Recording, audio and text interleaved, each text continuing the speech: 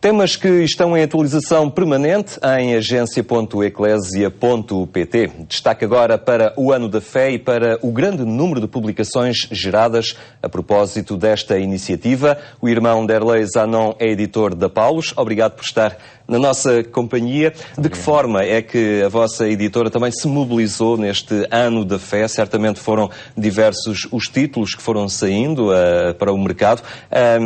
Em que é que isto mexeu também com a vossa estrutura? Exatamente, o Ano da Fé foi um ano muito rico a nível editorial e penso que isso foi bastante interessante também para contribuir com a igreja, para ajudar a refletir, ajudar na catequese e os diversos movimentos. A Paulus Editora, desde a convocação do Ano da Fé, decidiu que isso ia ser a prioridade, já desde 2012 e 2013, então durante esses 2 anos praticamente decidiu que a prioridade ia ser o Ano da Fé. E ao todo publicamos cerca de 25 títulos de livros, mas como a Paulus também é uma editora multimedial, nós procuramos equilibrar também não só a publicação de livros, mas nas diversas áreas. Então, publicamos o hino oficial em formato CD, publicamos DVDs, também o suporte multimédia. Então, procuramos fazer diversos suportes, desde a aposta na internet, os livros, mas também apostamos muito nas nossas revistas, e depois outro formato vídeo e áudio também. Logo na preparação, sabendo que ia ser sugerido pela Igreja a vivência deste Ano da Fé, contactaram autores, fizeram as vossas propostas também de temáticas a abordar, ou chegaram-vos propostas vindas dos próprios autores? Como é que se processou este trabalho? Sim, os projetos tiveram várias vertentes, poderia dizer. Ao menos 4 áreas de publicações. Uma foram os próprios documentos do magistério, então a própria carta de convocatória, a Porta da Fé, depois a encíclica, Lumen Fidei, o documento oficial do Ano da Fé, que foi produzido pelo Pontifício Conselho para a Nova Evangelização. Então, essa primeira vertente foram os documentos oficiais. Então, publicamos praticamente todos os documentos oficiais. Depois, uma segunda vertente foi ligado aos 50 anos do Concílio Vaticano II, que era um dos temas centrais também do Ano da Fé. Então, nesse sentido, procuramos algumas coisas mais tradicionais, resgatamos alguns livros clássicos e depois também contactamos várias pessoas para dar a opinião sobre como está a igreja ou como deveria ser a igreja após esses 50 anos. Eu estou a reparar nesse livro, O Viver o Ano da Fé, é precisamente o central. Era uma proposta que tentava enquadrar o leitor logo em toda a dinâmica deste ano proposto pela Igreja. Exatamente. Pois o Ano da Fé também teve algo muito interessante, que foi convocado 1 ano antes, então teve esse grande tempo de preparação e isso facilitou muito.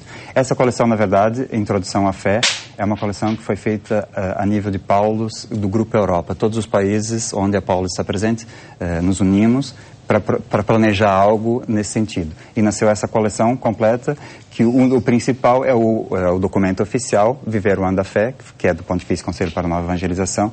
É, na verdade, o manual para esse Ano da Fé. Tem uma parte catequética inicial, mas depois tem o conjunto, as propostas de celebrações, as várias propostas de iniciativas que as paróquias poderiam fazer, que as dioceses poderiam fazer, que os movimentos, as comunidades religiosas. Na verdade, é um aprofundamento daquela primeira nota com indicações pastorais, que foi muito breve, lançado logo no início.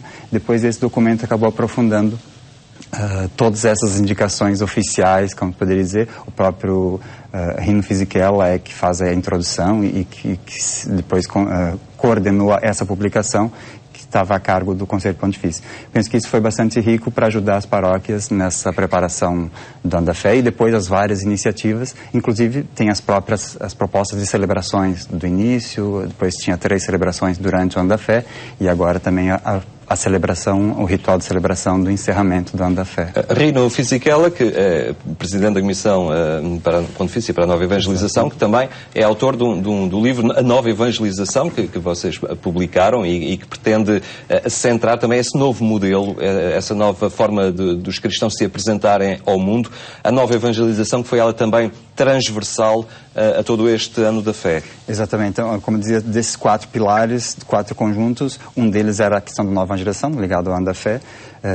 Na verdade, esse livro já estava planejado um pouco até antes do Ano da Fé. O Reino Fisichella publicou esse livro na Itália em 2011. Então, logo em 2012, no início de 2012, já planejávamos publicar.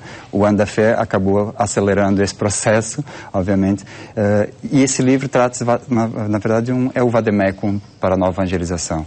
Faz primeiro a abordagem histórica, como surgiu o nome Nova Evangelização, quer dizer, parte, na verdade, nesse sentido de que existe só uma evangelização, e nova evangelização é porque é atual, mas parte desse princípio, o que significa evangelizar, essa é a missão principal da igreja, e como ao longo da história também foi se desenvolvendo. Depois, como surgiu o nome Nova Evangelização, já com João Paulo II, em 1979, pensamos que é algo recente, não é?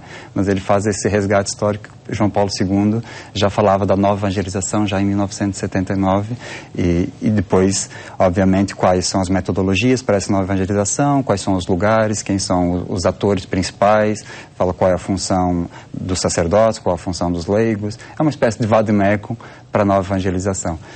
Algo muito interessante, depois toca em alguns aspectos muito concretos, por exemplo, como utilizar a arte nessa nova evangelização.